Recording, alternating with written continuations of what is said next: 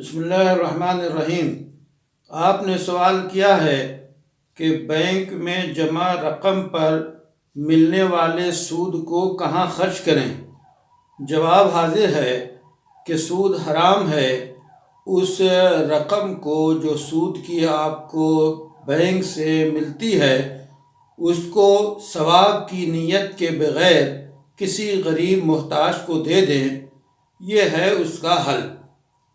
اسی کے ساتھ یہ بھی جاننا چاہیے کہ ایک مسلمان جس معاشرے میں رہتا ہے اس معاشرے میں سود کی لعنت سے بچانے کے اقدامات کرنے چاہیے اور سودی نظام کے مفاسد کو، برائیوں کو، خرابیوں کو معاشرے کے ذمہ داروں اور قانون دانوں اور سماج کو سمجھانا چاہیے تاکہ وہ سودی نظام سے بچنے کے ذرائع اپنائیں اور وہ طریقہ اپنائیں جس میں جو بغیر سودی نظام کے چلتا ہے اور اسلام اس کی تلقین کرتا ہے۔